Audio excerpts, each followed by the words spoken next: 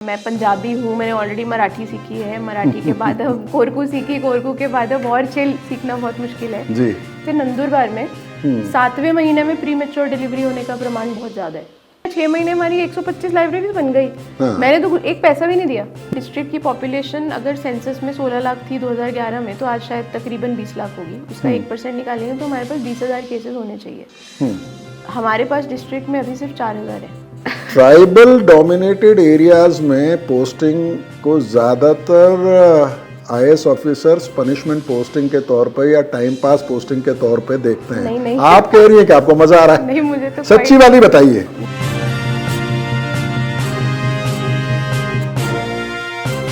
तो दोस्तों, हम महाराष्ट्र के नंदुरबार ज़िले में हैं। पिछले करीब 4-5 दिन से हम लोग तापी और नर्मदा नदी के बीच जो सतपुड़ा का इलाका है, वहाँ के आदिवासियों से मिल रहे हैं।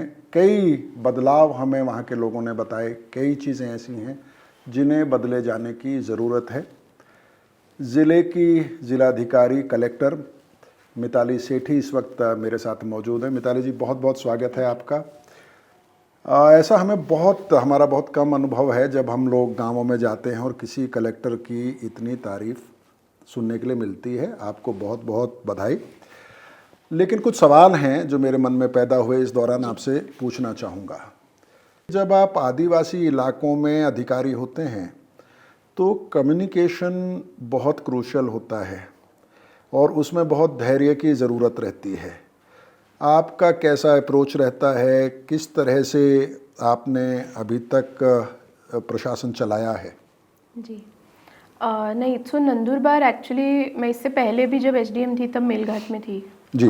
तो वहाँ पे भी ट्राइबल पॉपुलेशन के साथ डील किया। और एक बहुत की डिफरेंस जो है वो ये है कि मेलघाट में जैसे एक ट्राइबल समाज था, कोरकू समाज था, तो लोगों से बात करने के लिए पहले ये समझ में आया कि जब मिलने जाती थी, जब कोविड आया जैसे, तो बहुत ताले लगा के भाग जाते थे। बिकॉज उस समय किसी ने आके मुझे बोला कि आप जो वैक्सीनेशन ले रहे हैं और हमें दे रहे हैं वो अलग है, तो हमको वो ट्रस्ट नहीं है। और वो ट्रस्ट नहीं होने के भी बहुत कारण हैं। कुछ हमारी तरफ से कारण हैं, कुछ जो इन्फॉर्मेशन एसिमेट्री हम बहुत सालों से दूर नहीं कर पाए हैं, वो कारण हो सकता है। यहाँ पे आके ये रियलाइज़ हुआ कि यहाँ पे 6 लैंग्वेजेस हैं एक ही डिस्ट्रिक्ट में। हाँ, तो भीली, पवारा, कई सारी भाषाएं बोल रहे हैं जी। तो ये रियलाइज़ हुआ कि वहाँ पे मैंने कोरकू थोड़ी सीख ली थी। एक सीरियल शुरू किया जिसमें कोरकू के में ही हम बात करते थे, उससे बहुत फ़र्क पड़ा। बिकॉज एक दिन मुझे भी याद है कि जब मैं गांव में थी तो मैंने काकी को उनका नाम कोरकू में पूछा तो उन्होंने बोला घर के अंदर आओगी क्या। तो वो थोड़ा सा जो दरवाज़ा खुल जाता है, थोड़ा सा वो कहते हैं चलो और मुझे दिक्कत क्या है वो तो मैं बताती हूँ। यहाँ पे आके ये रियलाइज़ हुआ कि अब 6 भाषा सीखना बहुत मुश्किल है, मतलब मेरे लिए भी। मैं पंजाबी हूँ, मैंने ऑलरेडी मराठी सीखी है, मराठी के बाद अब कोरकू सीखी, कोरकू के बाद अब और छेल सीखना बहुत मुश्किल है जी। लेकिन ये रियलाइज़ होता है अभी भी जब फील्ड पे जाते हैं कि अगर लोगों से बात ही नहीं कर पा रहे हैं तो उनकी प्रॉब्लम्स कैसे समझेंगे। पुरुषों के साथ फिर भी समझ लेते हैं बिकॉज पुरुष बाहर निकल गए हैं, काम पे चले गए, तो मराठी सीख ली है उन्होंने और बहुत कॉन्वर्सेशन हमारी मराठी में अच्छे से हो जाती है।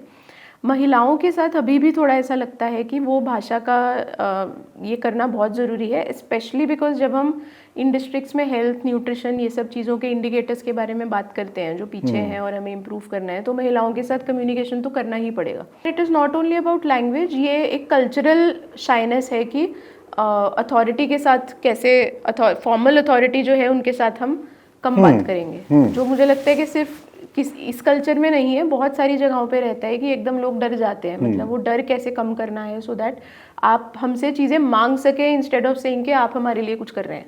अभी हम लोग क्या कर रहे हैं कि भाषिनी के साथ मिलकर 5 ट्राइबल लैंग्वेजेस का एक स्मॉल लैंग्वेज मॉडल डेवलप कर रहे हैं, जो जैसे हम मराठी में आज ChatGPT में बात करते हैं वैसे ही भीली में भी हम बात कर पाएँ।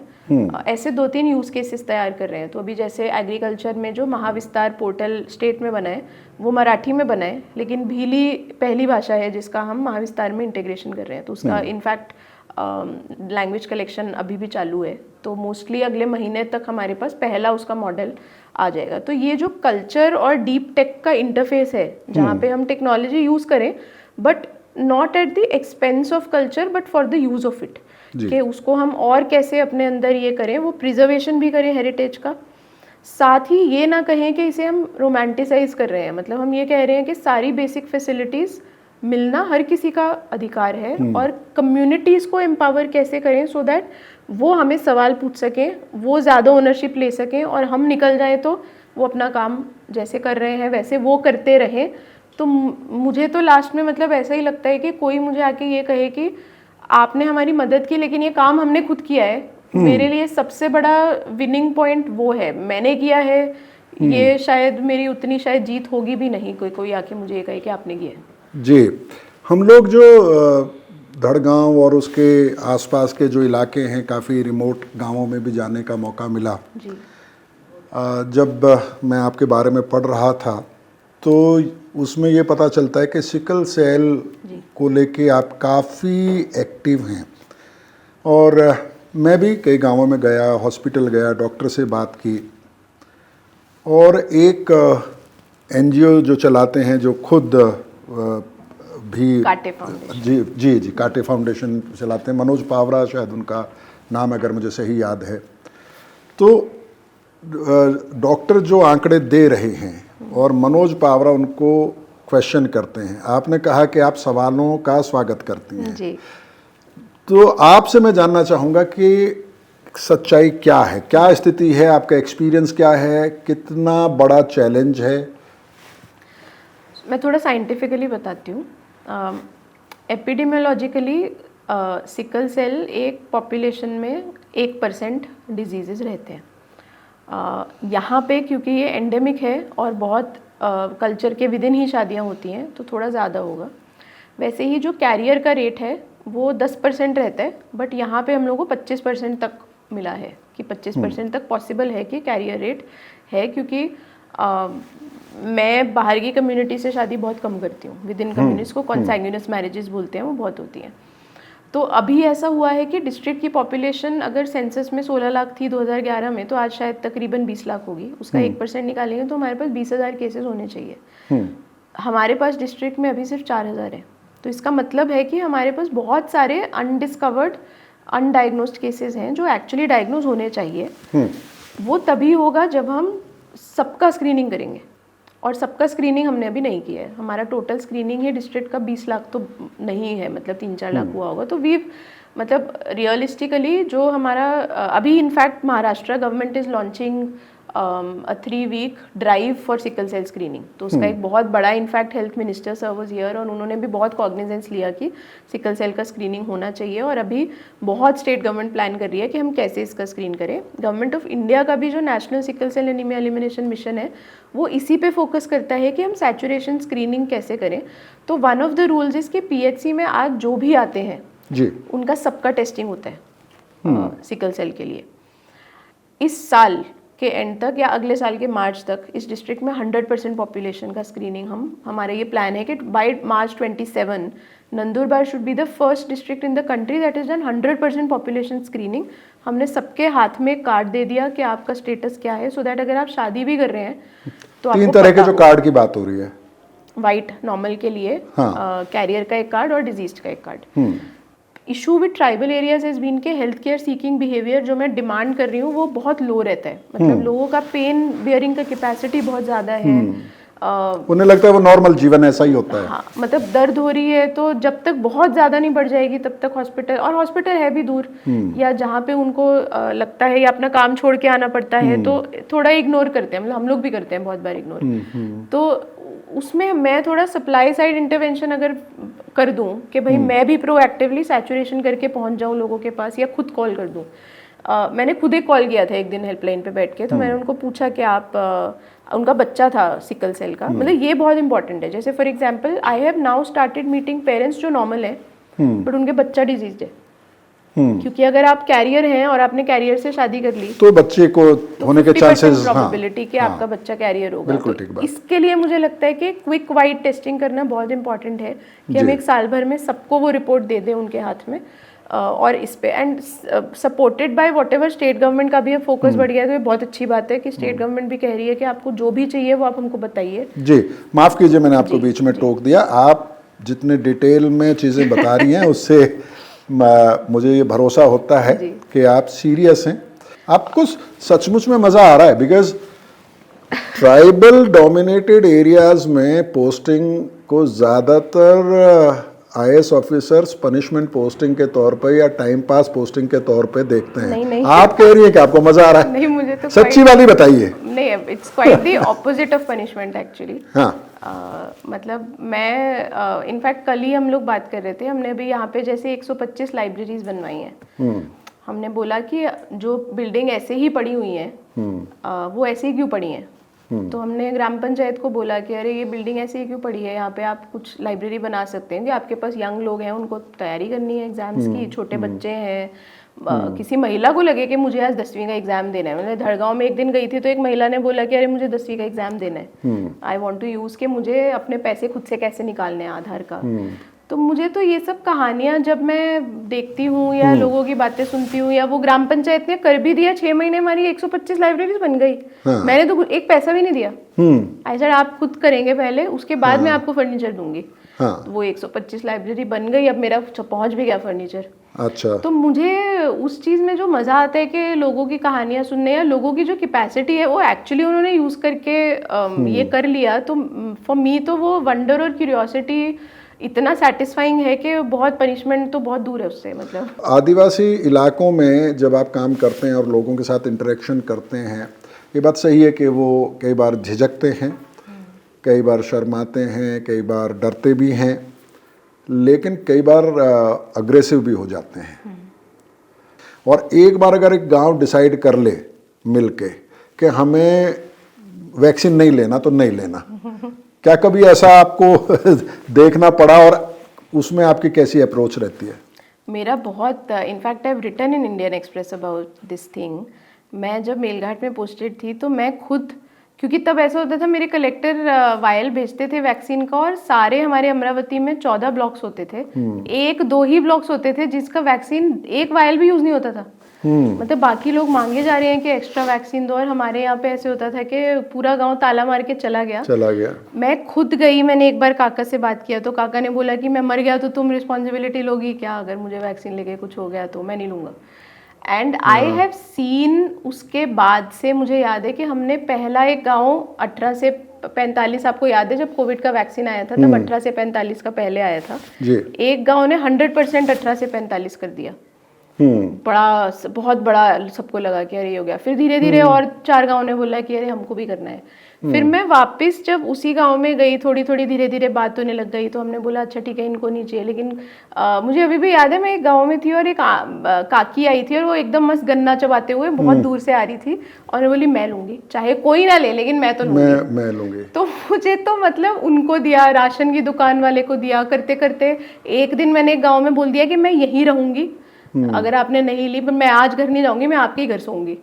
तो सरपंच को बोला कि आप पहले लीजिए, तो काकी को उन्होंने खुद आके वैक्सीनेशन दिया और बाद में आके मुझे कान में बोला कि मुझे कुछ हो गया तो तुम देख लेना। मैंने ले तो लिया है, लेकिन उन्होंने ले लिया, उसके बाद 20 लोगों ने और रास्ता खुल जाता है फिर। और मेरे ट्रांसफर से पहले जिस गाँव में मैं गई थी 1000 वैक्सीन हुई एक दिन में। तो मुझे एक सीरियल शुरू किया हमने कोरकू में लोगों को समझाने के लिए कि अरे ये प्रॉब्लम मुझे नहीं लगता कि सिर्फ ट्राइबल एरियाज में ही है, वैसे हम हमेशा ट्राइबल एरियाज के बारे में हम भी जब बचपन में थे गांव में, जब वैक्सीनेशन लगाने के लिए टीम आती थी तो लोग बाउंड्री कूद के भाग जाते थे। exactly. ये होता रहा। लेकिन आदिवासी इलाकों में जैसे पहाड़ी कोरवा छत्तीसगढ़ में या बिरहोर झारखंड में मैंने अपनी आंखों से देखा है कि आशा उनको समझा रही है कि बच्चे को टीका लगवा लो और वो झगड़ा कर रहे हैं। और पहाड़ी कोरवा में तो मैंने ये देखा कि अतिथि सामने से आता है, पीछे एक दरवाजा रहता है और वो जंगल में खुलता है। But let me remind you कि ये एंटी वैक्सीनेशन लड़ाई अमेरिका में भी चलती है। हाँ नहीं, वो तो शहरों में भी चलती है। कोविड की बहुत सारों ने नहीं ली तो नहीं ली। मतलब मैं उसको नहीं कह रहा हूँ, लेकिन जो स्थापित नॉर्म है कि भाई बहुत सारी बीमारियों से छुटकारा मिला है, तो मुझे तो ये बहुत मतलब स्ट्रैटेजिक चीज लगती है। मुझे ऐसे लगता है कि आप कैसे पहले ऐसे गांव पकड़े जहां पर लोग उस लेवल ऑफ रेजिस्टेंस में नहीं है, वहाँ पे कुछ एग्जाम्पल सेट कर सकते हैं क्या? जिस गांव में लोगों को ये डर है, तो ये समझना बहुत ज़रूरी है कि अच्छा आप क्यों ये कह रहे हैं। अगर आपको लग रहा है कि अरे हमें कुछ हो जाएगा, तो वो गांव में जब 10 लोगों ने ले ली, 1 महीना कुछ नहीं हुआ, तो 20 लोग और बोलेंगे कि अरे इनको कुछ नहीं हो रहा है, उल्टे इनको कोविड भी नहीं होगा। तो अब हम चलो ये बॉर्डर लाइन वाले, मुझे मज़ा आने लगा आपसे बात करने में। मैंने एक चीज़ देखी, मैं पिछले 10-12 साल से आदिवासी भारत में घूम रहा हूँ, और आपने क्योंकि बताया कि आप कोरकू इलाके में रहे, आपका एक्सपीरियंस है। जब आप यूपीएससी की तैयारी करते हुए आदिवासियों के बारे में पढ़ते हैं और जब आप ज़मीन पे अधिकारी के तौर पे जाते हैं, तो किस तरह का मिसमैच या किस तरह का एक्सपीरियंस? आई थिंक जब मेलघाट में थी तो बहुत सरप्राइज हुआ था कि हम सेक्स रेशो देख रहे थे, और मुझे नहीं पता कि हेल्थ, न्यूट्रिशन, बाकी इंडिकेटर्स, बट हमारा sex ratio highest has always been in tribal areas. मतलब मेरा हाईएस्ट सेक्स रेशो अमरावती में, चिखलदारा और धारनी में ही था।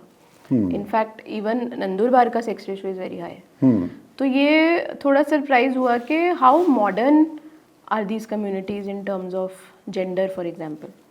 इनफैक्ट हमने पुणे पब्लिक पॉलिसी फेस्टिवल में रानी बेटी नाम की एक फिल्म बनाई थी on this. It won the 3rd prize. हमने ITDP हमने खुद से बनाई टू टॉक अबाउट दिस, के जैसे दहेज लड़के देते हैं, ब्राइड प्राइस सोसाइटीज में ब्राइड प्राइस रहता है। तो फिर एक जैसे उनका रहता है कि गोटुल में भी, अगर आप गोटुल के बारे में भी देखेंगे तो द इंटेंशन इज ऑलवेज कि शादी से पहले एक दूसरे को समझना है थोड़ा, कि शादी करने, मतलब मुझे तो ये बहुत मॉडर्न प्रैक्टिसेस लगती हैं। मुझे लगता है कि जस्ट बिकॉज वो लोग बड़ा सा कुछ ज्वेलरी डालते हैं या साड़ियाँ डालते हैं, तो हमें लगता है कि वो उसको हम ट्राइबल ब्रांड कर देते हैं। अगर इन्होंने ही शर्ट पैंट डाल के बोला होता तो हम बोलते कि बहुत कितनी नॉन रिग्रेसिव ये है। तो बहुत सारी वो चीज़ें। हाउएवर आई फील कि कुछ प्रैक्टिसेस अभी भी ऐसी हैं जिन पे थोड़ा काम करना ज़रूरी है। जैसे बहुत बार मैं कभी मेंस्ट्रुअल सिक्लूजन के बारे में पढ़ती हूँ। बिल्कुल ठीक। या मैं पढ़ती हूँ कि विच हंटिंग एक है, विच हंटिंग है, पानी भरना है तो औरत ही भरेगी, चाहे वो कितने भी महीने बिल्कुल। खाना जुटाने का काम औरत के हिस्से में है, बहुत तो आप कभी भी यहाँ घूमेंगे ना, मैं जिस भी प्रोग्राम में जाती हूँ, मतलब एंड इट हेल्प्स कि मैं खुद महिला हूँ, मेरे खुद के बच्चे हैं, तो मैं ये कह पाती हूँ कि अगर मैं यहाँ पे अपना काम कर रही हूँ, वो इसके लिए कर रही हूँ कि कोई मेरे बच्चों को घर पे देख रहा है, या मेरा पति घर संभाल रहा है, या मेरा पति खाना बनवा रहा है। तो ये मतलब मैं तो जब भी जाती हूँ मैं आदमियों को ही बोलती हूँ कि आप लोग खाना बनाना सीखिए। सैनिटरी नैपकिन कैसा दिखता है उसे हाथ लगा के जरा देखिए कि क्या होता है। Because I think this fight is not about women. मतलब ये जेंडर का जो पूरा इक्विटी करना है, वो लड़ाई नॉन ट्राइबल में भी उतनी है, ट्राइबल में भी है, नो मैटर हाउ मॉडर्न। मैं कहूँ तो वो मुझे थोड़ा ऐसा लगता है कि जब हम हेल्थ पे काम करते हैं तो ये प्रॉब्लम आती है। बिकॉज जैसे नंदुरबार में 7वें महीने में प्री मेच्योर डिलीवरी होने का प्रमाण बहुत ज्यादा है। अच्छा। और वो इसके लिए one of the main reasons is के हैवी वर्क 7 महीने में। मतलब पानी का जैसे अगर इशू है तो 5 किलोमीटर कोई जाएगा। अब हम जैसे JJM में कोशिश कर रहे हैं कि हम जल्दी से काम करें और वो पानी लेके आए, बट बहुत बार जैसे अप्रैल मई में कुछ सोर्स का इशू आता है, ये होता है, तो वो काम औरत ही करेगी। बहुत बार वो इस बात से आप मुझे मेरे अगले सवाल पे ले गई जी। मैंने भी हमेशा ये महसूस किया है कि आदिवासी भारत में महिलाओं को ज़्यादा आज़ादी है, बराबरी है, लेकिन यहाँ भी काम औरतों के हिस्से में ज़्यादा आया है। और पानी भरने के लिए मैंने खुद वो महसूस किया है, मैंने वो एक्सपीरियंस करने की कोशिश की कि कितने कष्ट का ये काम है, जान का भी खतरा रहता है उसमें। exactly. जो हर घर जल नल योजना है, मैंने कई गांवों में देखा कि नल लगी हुई है मैडम, लेकिन 6 महीने हो गए, 8 महीने हो गए, लेकिन पानी नहीं आया। क्या कारण है कि नल लगाई और पानी नहीं आया? तो एक प्रॉब्लम ये है कि जो जोग्राफिकल डिफ़िकल्टी है वो धड़गांव अक्कलकोट में बहुत ज़्यादा है। मतलब इन द सेंस कि हमारे बहुत सारे सोर्सेज ही ऐसे हैं जहाँ पे जब बारिश आता है तो एक्चुअली जो वाटरशेड मैनेजमेंट के IWMP के हिसाब से जो प्लानिंग करनी चाहिए, वो आपको ऊपर का स्टोरेज स्ट्रक्चर भी क्रिएट करना पड़ेगा। मतलब वो पानी अभी पूरा स्लोप के हिसाब से जाके बह जाता है और आपका जो एक्चुअल सोर्स है वो जनवरी फरवरी के बाद पानी उसका कम होने लग जाता है। तो अगर आपका सोर्स नहीं है तो कोई टैप लगा के वो टैप में पानी कैसे आएगा। तो हमने अभी एक्चुअली एक बड़ी स्कीम डिज़ाइन की है, वो हम चीफ मिनिस्टर ऑनरेबल सीएम के साथ ये कोशिश कर रहे हैं कि कैबिनेट के थ्रू उसको सैंक्शन करवा सकें, जहाँ पे ये हर गांव में एक अलग से ये होने की बजाय this can actually become a 1 point scheme जो हम कर सकते हैं, बट जिससे नर्मदा का पानी यूज़ करें इंस्टेड ऑफ ग्राउंड वाटर, क्योंकि वो कम होने के चांसेस बहुत ज़्यादा है। सेकेंड, ग्राउंड वाटर रिचार्ज के लिए हमने एक मिशन जलबंधु करके अभी लॉन्च किया है। उसमें हमने पिछले साल 3 गांव लिए थे, जहाँ पे हमने ये जो वाटरशेड मैनेजमेंट में कह रही हूँ कि इसका पहले हमने ये एनालिसिस किया इस साल कि कितने गांव हैं जहाँ पे अप्रैल मई में बिल्कुल पानी नहीं रहता।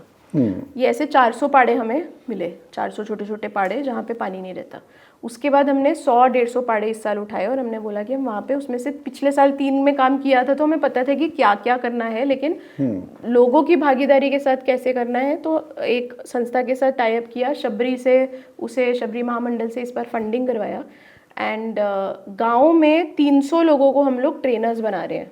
पानी की पाठशाला उसे हम बोलते हैं कि हम सिखाएंगे, फिर उनको बताते हैं कि बंधारा, एक दूसरे का हाथ पकड़ो, ऐसे बंधारा बनता है।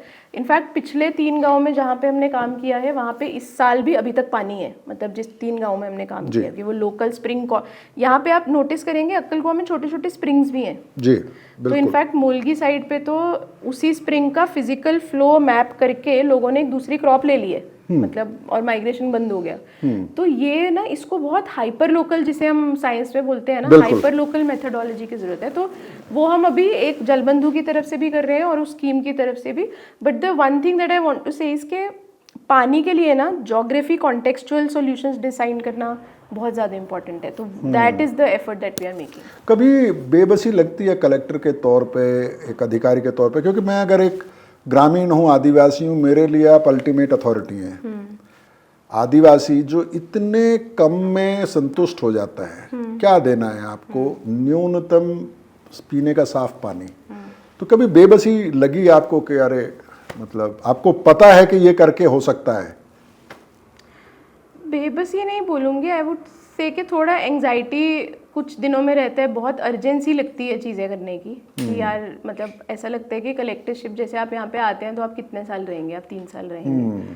तो अल्टीमेटली ऐसा लगता है कि हम यहाँ पे ऑपरेशनली जो इंडिकेटर्स है, हेल्थ और न्यूट्रिशन के इंडिकेटर्स हैं, उन पे काम कर रहे हैं, बट हमें ये समझ में आ रहा है कि कुछ फंडामेंटल चीज़ें जब तक नहीं सुधरेंगी तब तक ये नहीं सुधरेगा। वो अगर 3 साल में वो फंडामेंटल चीज़ें सुधारी तो शायद, जैसे रास्ते, अब एक्सेसिबिलिटी जब तक नहीं सुधारेंगे। तो एक उदाहरण देती हूँ कि एक्सेसिबिलिटी पहले ही आगे, मतलब 3 महीने में ऐसा हो गया कि यार जब तक एक्सेसिबिलिटी नहीं है तब तक तो लोग बैंक भी नहीं जा सकते, अगर वो खेती का कुछ उगा रहे हैं तो उसका मार्केटिंग नहीं कर सकते। तो एक एक्सेसिबिलिटी एक्शन प्लान बनाया, लेकिन बात करते करते करते करते उसी एंग्जाइटी, या जिसे आप बेबसी कह रहे हैं, मैं एंग्जाइटी कह रही हूँ, कौतूहल कह लें, जो भी शब्द यूज कर लें, आर्मी के लोगों को बुला लिया, उनको बोला आप कैसे काम करते हैं लद्दाख में, हमको बताइए।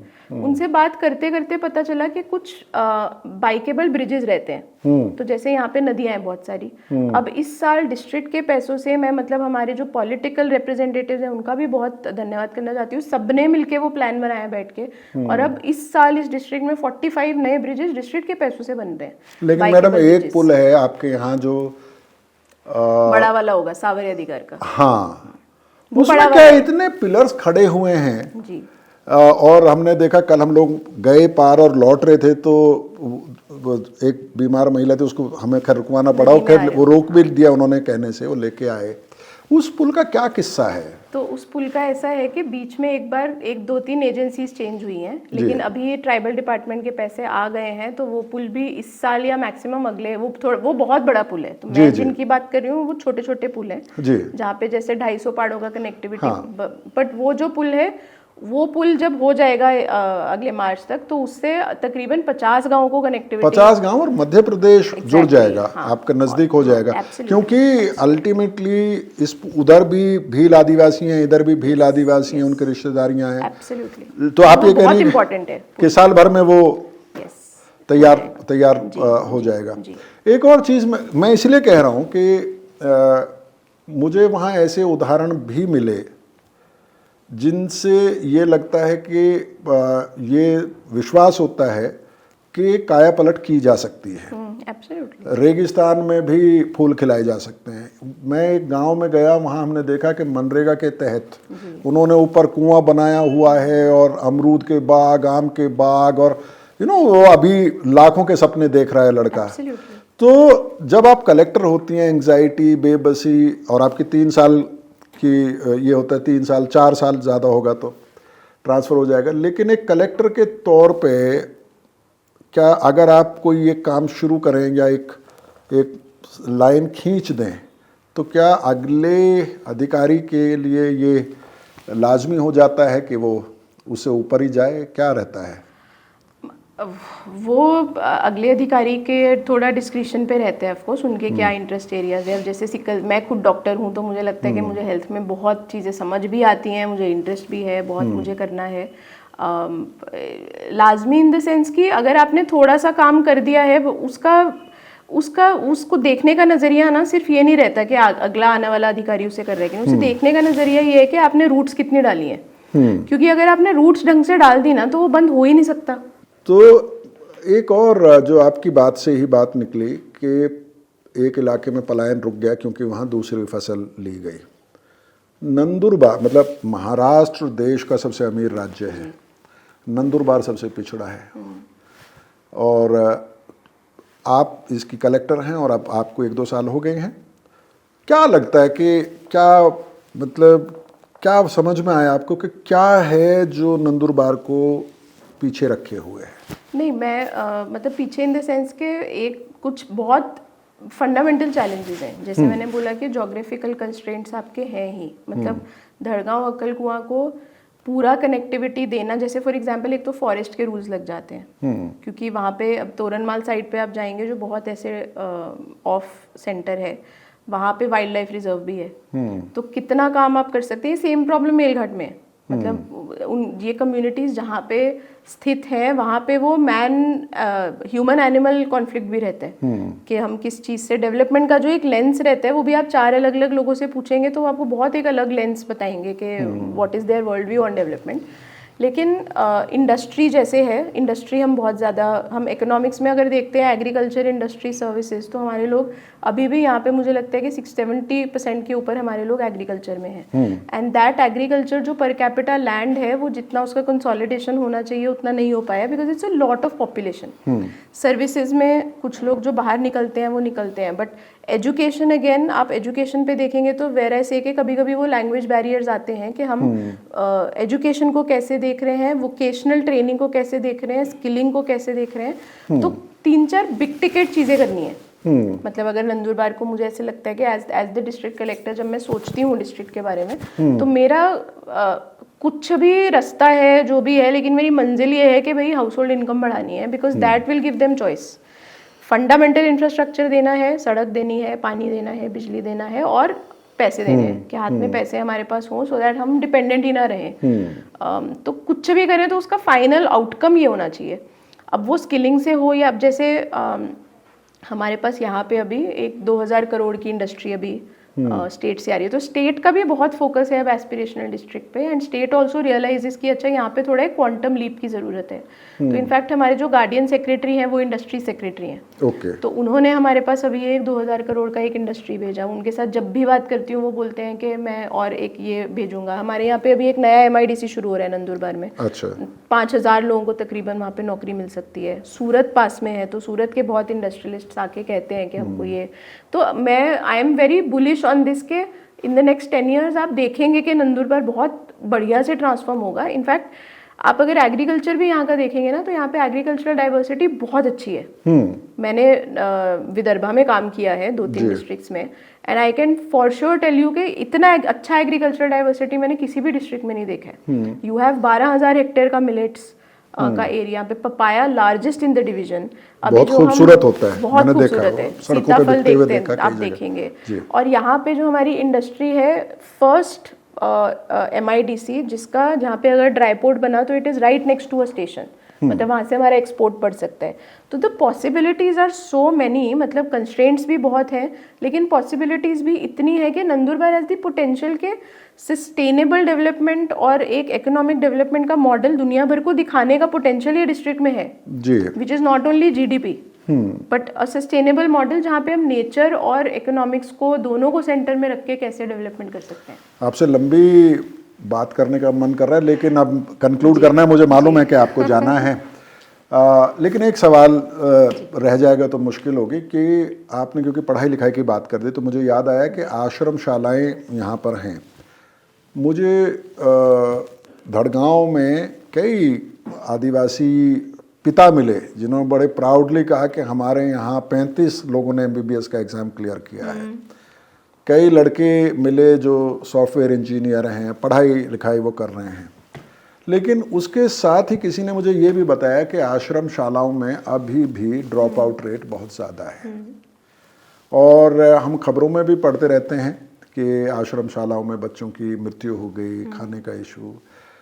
उस मतलब इतना अच्छा इनिशिएटिव है राज्य का, पुराना इनिशिएटिव है, लेकिन क्या है आश्रम शालाओं की स्थिति, क्या आपने ऑब्ज़र्व किया और क्या है निदान कि वो उस क्वालिटी की एजुकेशन दे सके जिसके लिए वो बने हैं?